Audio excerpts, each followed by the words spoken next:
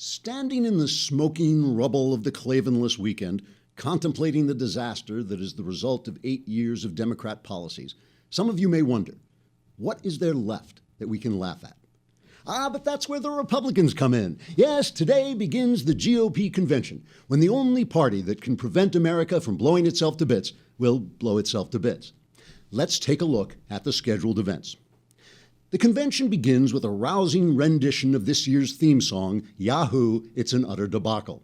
Following an opening riot, a marching band will parade through the convention trying to escape. After that, Senator Tom Cotton will make the first speech entitled, "I Just Look Like Tom Cotton, He's Not Really Here." After that, Donald Trump's wife, Melania, and Senator Joni Ernest will appear on stage, and Melania will explain to Joni where she bought her terrific breasts. And finally, the ball will be passed to Tim Tebow, who will drop it, recover it, run 10 yards in the wrong direction, then hurl a panic pass into a clutch of defenders, and finally fall to one knee to thank the good Lord that the rumors he'd be speaking here turned out to be untrue. The evening concludes with someone trying to remember the lyrics to the Star-Spangled Banner. Tuesday will either be the second day of the convention or the third month, depending whether you're measuring by the calendar or by how much time has been subtracted from your lifespan.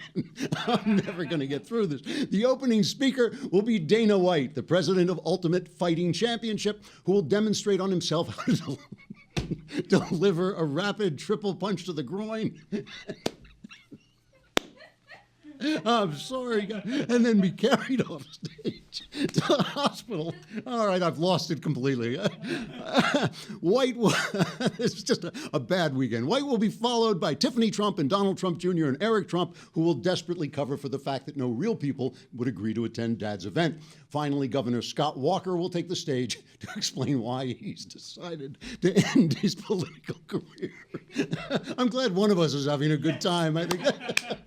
All right, on Wednesday, things will really get started when Vice Presidential nominee Mike Pence will introduce the new Trump-Pence logo, which features a T thrusting itself repeatedly into a P until the P cries out in mindless ecstasy. Many people complained that the logo looked obscene, but the P said, "Shut up and mind your own business." It's perfect.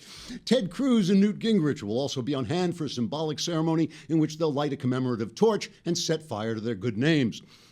Finally, Thursday, July 21st, is a day no one will ever forget, no matter how desperately they try. Republican delegates from around the nation will be hunted down and dragged sobbing onto the convention hall floor, where they'll be forced to cast their votes for the one man who could save this nation if only he were someone else.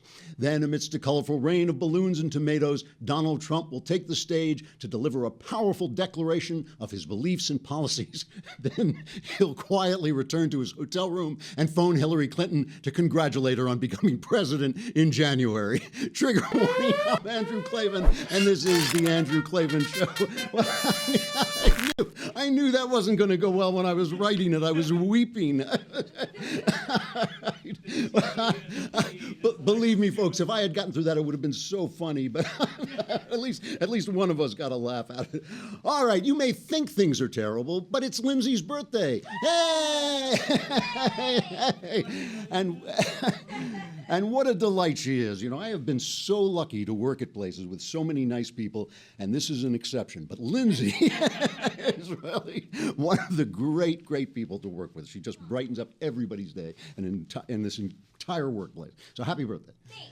And just how bad was this Klavanless Weekend? This Klavanless Weekend was so bad. On Sunday, I'm lying on top of the bed, I'm reading a book, and my wife comes in and says, "Go back to work." I thought, oh, things are going bad. All right, we're live on Facebook for 15 minutes. After 15 minutes, we will shut down your entire face. We may just blow up the entire internet, but you can still come. The one place you can come to see the rest of the show is the Daily Wire. You can listen to it there, or you could subscribe for a lousy $8 a month, and then not only do you get to watch us, and gosh, it's exciting, let me tell you, you not only get to watch us, but you can be in the mailbag. That's the important thing. You can put in your questions in the mailbag, and we will answer them all for you. So, what a weekend. What a horrible, I mean, you know, I wish I lived in a leftist's imagination because it's so much nicer than real life, you know? I mean, one of the things, what I think we are seeing, I really do believe this, I think we are seeing the end of 8 years of intellectual dishonesty. I mean, I talk about intellectual dishonesty as being different than regular honesty because I know people who are dishonest, people who are pathologically don't do what they say they're going to do, don't do what they said they do. But they're intellectually honest. They see the world as it is. Then I know people, I would trust them with my life. I mean, completely honest. But they lie to themselves all the time. And you see this intellectual dishonesty always works the same way. Things go along kind of at an even keel, and then they drop off the table. The place where you most often see intellectual dishonesty is when people get divorced. And they say, the kids are fine. The kids are great. Kids are adaptable. They'll be great. They'll be fine. They're fine. Everything's fine. And then can we cut the kids down now? Because can we find so he has a catch of weapons in the garage. What does that mean? So we stay. And then 10 years later in therapy, the kid comes back and says, "You ruined my life." And this intellectual dishonesty is finally catching up with the Obama administration. He was the light worker. Remember, he was going to save us. Oh, but remember that song, "Obama's going to save us," the little kids singing that stuff. And he is a rank incompetent. He's with radical leanings, all the radical stuff, the terrorists he hung out with, the people, the Jeremiah Wright, the church he went to, all that stuff that he lied about. And the fact that he lied, just the fact that he lied to us, and the press said, "Oh, well, now it's explained." Now it's explained. Remember David Brooks saying what a wonderful speech. It was a symphony, that speech where he talked about Jeremiah Wright. Though he never said, "This guy hates America, and I've been in his church for 20 years of Sundays I've been saying," and I never heard a thing. All these lies are coming. So, all right, the minute I walk out of the office, right, it starts with the Nice attack. This crazy guy inspired by ISIS drives a truck into what is their July 4th celebration, Bastille Day, kills 84 people, and the headline, I mean, this is what we're just going to trace the intellectual dishonesty, how it keeps working, because now it's getting desperate. Now it's like everybody just has to lie to keep us from seeing. Who are you going to believe, them or your lying eyes? What you see in front of us. So the New York Times runs a headline: "Truck attack on French crowd scores dot," like it's a Stephen King novel. This truck went wild. So Shapiro tweets out this headline from the New York Times over the weekend saying it's the worst headline ever. And I wrote him back and I said, I tweeted him back. I said, "Just remember, most trucks are peaceful." And so Twitter goes nuts, and they have a hashtag #NotAllTrucks. And then people started in, like how we have to ban anyone can get a truck. This is terrible. It's easier than getting a book. You can go in and get a truck anywhere. It's like this. Nobody's laughing, obviously, at this horrible tragedy which involved children. Nobody's laughing about that. We're laughing at these completely deluded people who go on lying and lying and lying as their entire worldview comes apart at the scene. And it's not just the headlines, of course. It's our officials. John Kerry goes on the Jake Tapper show, and he explains that the reason we're seeing so many attacks from ISIS is because ISIS is folding, basically. They are on the run, and I believe what we're seeing are the desperate actions of an entity that sees the noose closing around it. Well, with all due respect, sir, I'm not sure that it looks that way to the public, that ISIS is on the run. In just the last few weeks, we have seen a series of ISIS-inspired attacks. 49 killed in Orlando, 45 killed in Istanbul at the airport, more than 200 killed in Baghdad, 84 in Nice. This is just the last 5 weeks. I don't think ISIS is on the run. Well, they Jason, might be expanding. Look, Jake. Well, Jake, it depends on where you mean ISIS. I don't know if this guy was actually ISIS, and nor do you. And we don't know that the guy in Orlando was fundamentally ISIS, nor even told what to do by ISIS. If people are inspired, they're inspired. But ISIL, which is based in Iraq and Syria, is under huge pressure. And that is just a fact. Now, there are thousands of fighters, some of whom left the area of the fighting years ago, and they are sitting in some community somewhere in the world. And if you're saying that one person standing up one day and killing people is a reflection of ISIS moving in Iraq and Syria, I think you're dead wrong. See, the intellectual dishonesty there is that we're fighting groups, we're fighting people, we're fighting an idea, and they won't even mention the idea. Poor John Kerry, he can't even escape from his own face. It's like his face is, it's like, I'm strapped, please let me out of my face.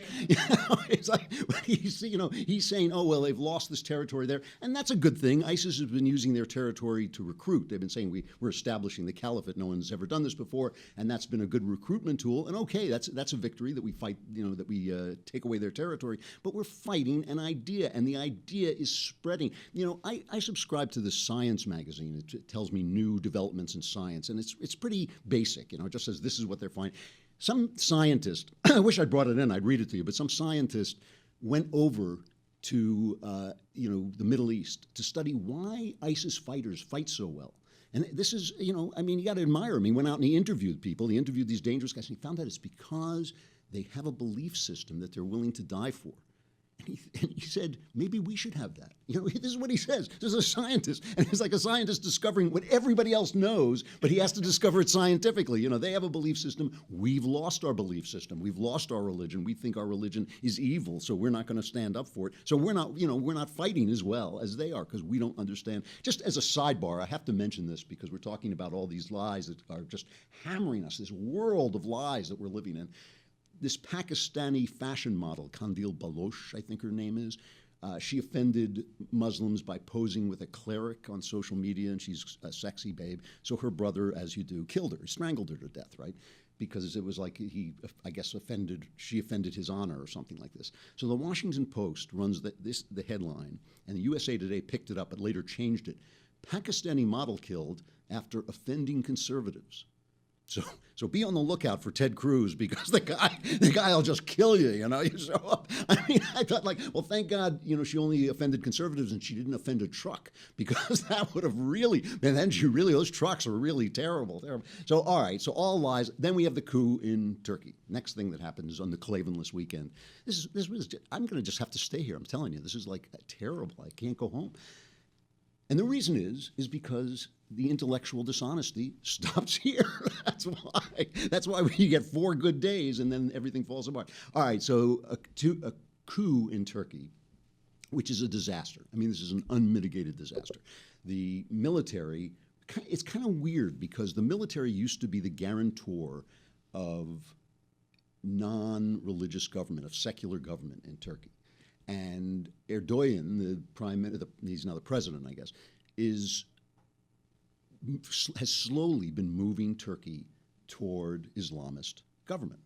And the military seemed to stage a coup. But the thing is, while Erdogan's been doing this, he's kind of been replacing the people in the military. So the military is not that big of a bastion of secular government either. Anyway, the thing went terribly wrong. They didn't secure the communication systems. Erdogan was out of the country, but he came back in. He called for people to take to the streets. And of course, who took to the streets? The Islamists. They took to the streets and they stood up and the military retreated. Hundreds of people killed.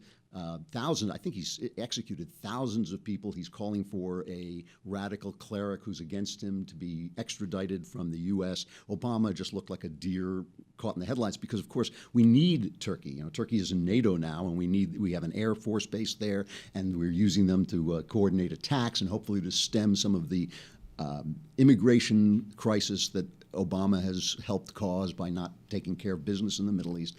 And there's even a theory, now the danger, of course, is that the country's going to go full Islamist. And as a reaction to this, he's going to kill everybody who stood against him and then really turn this country into yet another Islamist nation in the Middle East, which would really since it's the only majority Islamic country that isn't a nightmare, it would really be terrible. There's even a theory going around that the coup was staged, that he staged the coup in order to have a reaction to it.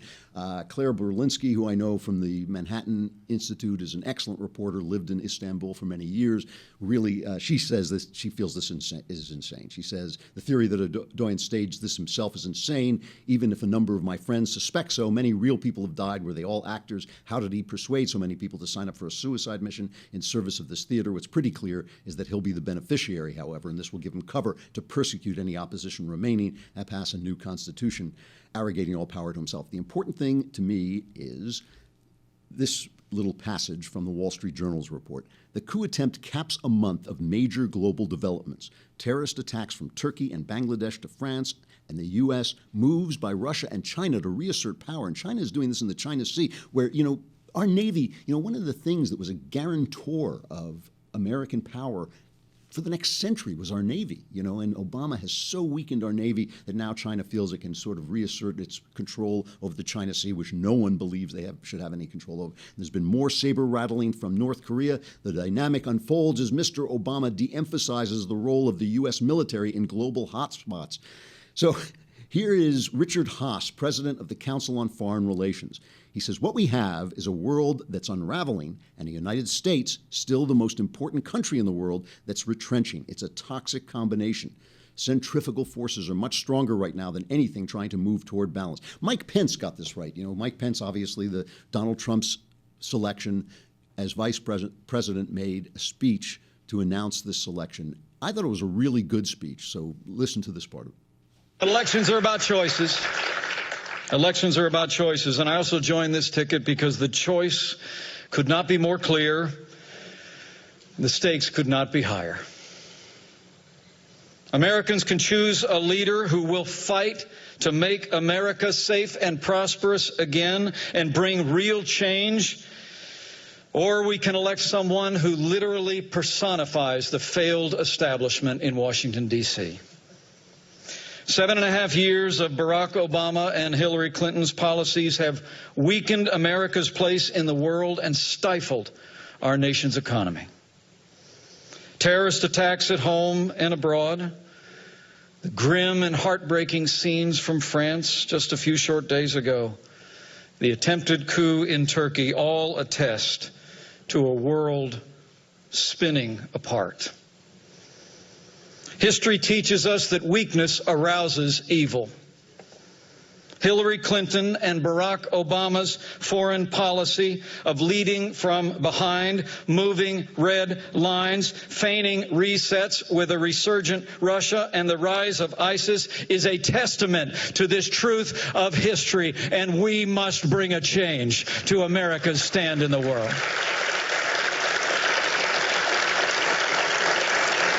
We cannot have 4 more years apologizing to our enemies and abandoning our friends.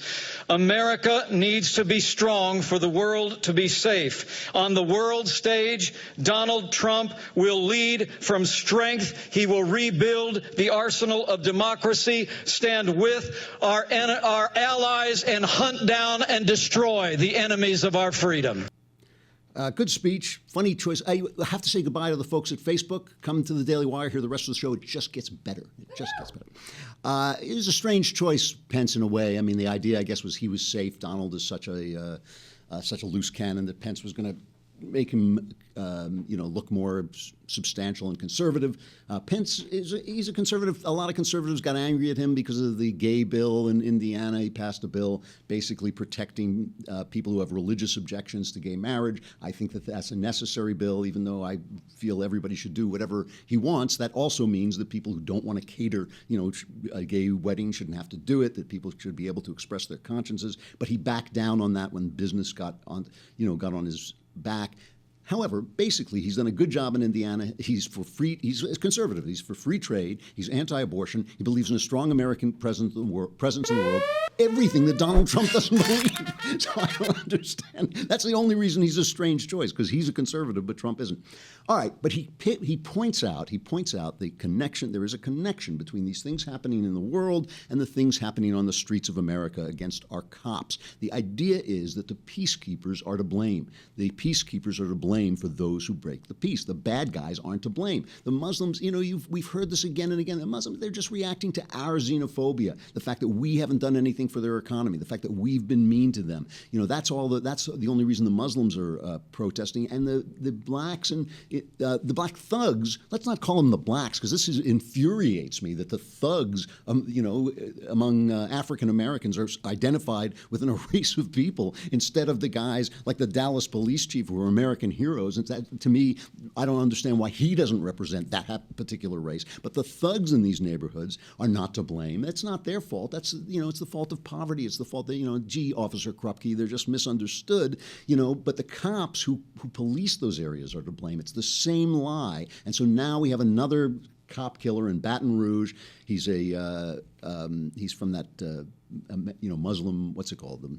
Not the Muslim Brotherhood, the black Muslims, Nation of Islam. Nation of Islam. A lot of Nation of Islam people were in the Obama administration, we remember. So this whole thing, Heather McDonald is the person, her book now, War on Cops, is a major bestseller. I hate calling things a New York Times bestseller as if that's somehow a special honor. They jigger that bestseller list so badly that it's really not very honest. But it is on the New York Times list. War on Cops, really, it's the book of the decade. It's really the important book that's out. She just comes out and she just tells it that the entire Obama narrative about this has been untrue. But over the last decade, it turns out that an officer's chance of getting killed by a black has been 18.5 times higher than the chance of an unarmed black getting killed by a police officer. Now, I don't know what will end the current frenzy against the police. Hillary Clinton and Bernie Sanders are continuing President Obama's race-based calumnies against the criminal justice system, arguing that the criminal justice system is shot through with bias and that it treats similarly situated whites and blacks differently. This claim is false and dangerous. Criminologists have spent decades trying to come up with evidence of racial bias in the criminal justice system, and the honest ones have been forced to acknowledge time and again that the overrepresentation of blacks in prison is due to their elevated crime rates, not to any discrimination on the part of officers, prosecutors, judges, or juries. But Obama is sticking to his narrative. He comes up after this, the 3 cops killed by a madman and more injured in Baton Rouge. Obama comes out and he says, there are legitimate issues that have been raised. And I'm sorry, I don't mean to laugh, but it's like, the lies, they never stop. And this is Obama speaking, and there's data and evidence to back up the concerns that are being expressed by the Black Lives Matter protesters. And if police organizations and departments acknowledge that there's a problem and there's an issue, then that too is going to contribute to real solutions. And as I said yesterday, that is what's going to ultimately help make the job of being cop a lot safer. If they'll just admit that they're bigots, if they'll just admit that what is untrue is true, if they'll just pick up the invisible tennis ball and admit that Obama's reality is reality, then all this will go away. It is just, Heather wrote a piece today in City Journal called "The Fire Spreads," and she ends by saying Obama should call for the Black Lives Matter movement to fold its tent, and he himself should start telling the truth about inner city crime. Well, that's obviously not going to happen. And watch this, okay? Don Lemon, reliable left-wing newsman for CNN, is talking to Sheriff Don Clark, the sheriff of Milwaukee County, and this is you got to watch this to the end, because this personifies, exemplifies the left's attitude to the truth. Watch this. Lemon tries to convince Clark that the other side is calling for togetherness and love, and Clark just blows up on him. My message has been clear from day one 2 years ago. This anti-cop sentiment from this hateful ideology called Black Lives Matter has fueled this rage against the American police officer. I predicted this 2 years ago. So what I want to know, okay, Sheriff. do I want to know? With all due respect, do you know that this was because of that? Yes, I do. As a law enforcement officer? I've been watching this for 2 years. I predicted this. This anti-police rhetoric sweeping the country has turned out some hateful things inside of people that are now playing themselves out on the American police officer. I want to know, with all of the black-on-black violence in the United States of America. By the way, when the tragedies happened in Louisiana and Minnesota, you know that 21 black people were murdered across the United States? Was there any reporting on that? Black officer who was killed today. But was there any reporting on that? Sheriff, please, let's just keep the vibe down here. So I understand, and listen. I'm looking at 3 dead cops this week, Sheriff, and I'm looking at 5 last year. You trying to tell me to keep it down? Just please. If you'll just please, we can keep it civil.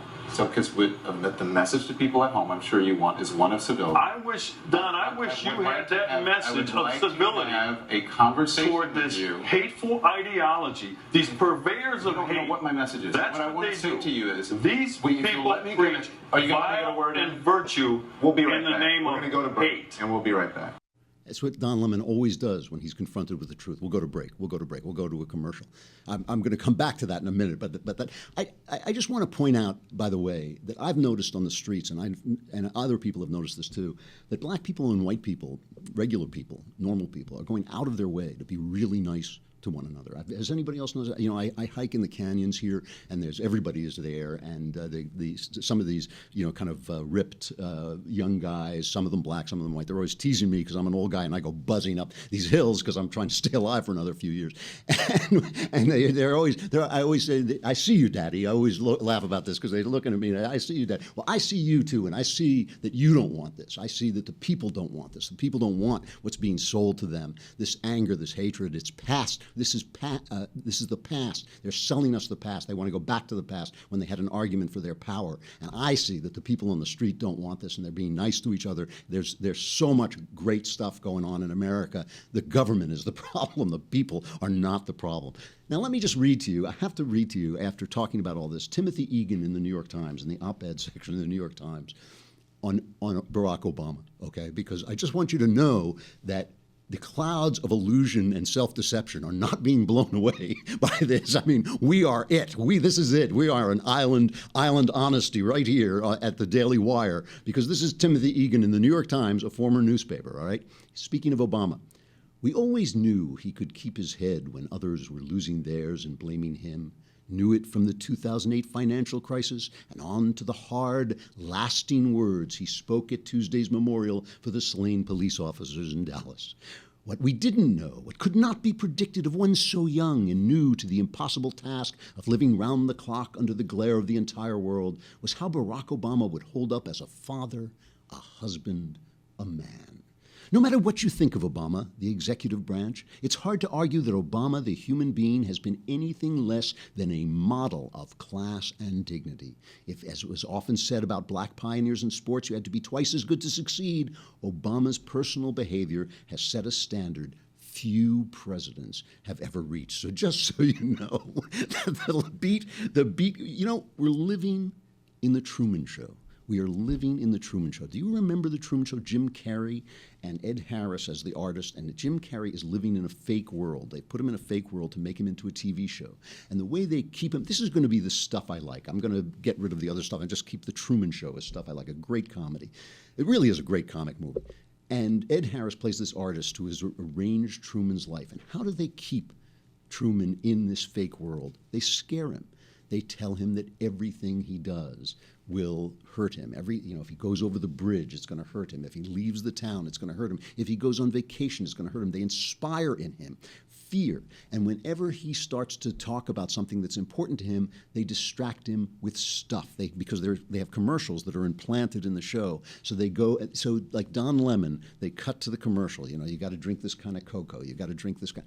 And you know, just to end with a little good news here, I just want to remind you, the reason I keep going back to Brexit is because the Britons basically did what Truman does, is they left. They said, to hell with the fear, to hell with the panic, because it's all about climate change. If you don't do what we say on energy policy, the world is going to be destroyed. Climate change is going to destroy the world. If you don't do what we say on economics, if you don't stay with the euro, with the European Union, the economy is going to fall apart. So Britain has left the European Union, or has decided to put that into operation, and they've got this new Theresa May, the new prime minister, and the first thing she does is she abolishes the Department of Energy and Climate Change. People went nuts. I know. It's like I love you, Theresa May. You know? So this was called plain stupid and deeply worrying and terrible by politicians, campaigners, and experts. And we all know that experts know so much. One of Theresa May's first acts as prime minister was to move responsibility for climate change to a new department for business, energy, and industrial strategy. In other words, she wants business to have some say in how energy is used, because business are the people who use the energy.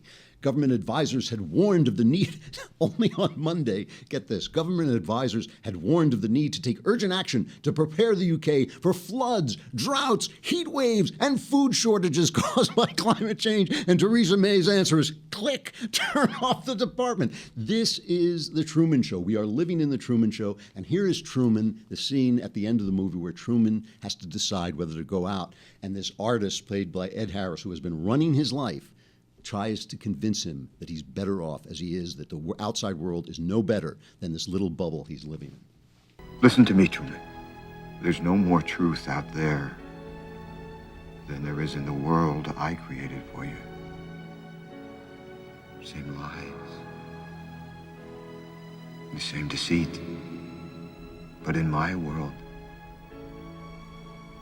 you have nothing to fear.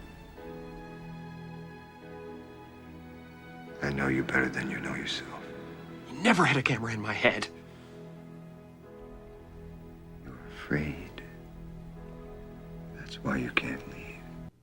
That's what they're telling us all the time. You know, remember The Life of Julia? You know, Julia, that was the Obama campaign thing for women. We're going to take care of you at every moment under President Barack Obama. Every page started with under President Barack Obama. You know, this will be taken care of for you. This will, you know, you don't have to have a husband. You don't have to have a family. You don't have to have a church. You just need Obama. This is the life we are living in the Truman Show. And let me end with one more piece of good news. Remember, we were talking about Dinesh D'Souza's new film, Hillary's America.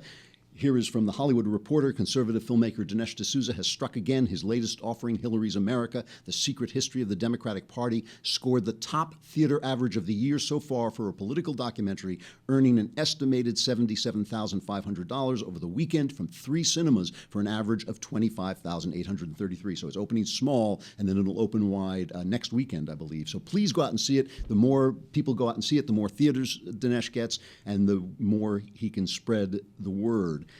You know, we are the opposition, folks. We are the last redoubt. So, you know, if you give up, we're done. You know, if you give up, we're done. We are still the only people. We're speaking the truth, and the truth will set us free. I'm Andrew Klavan. This is The Andrew Klavan Show, and we'll do it again tomorrow.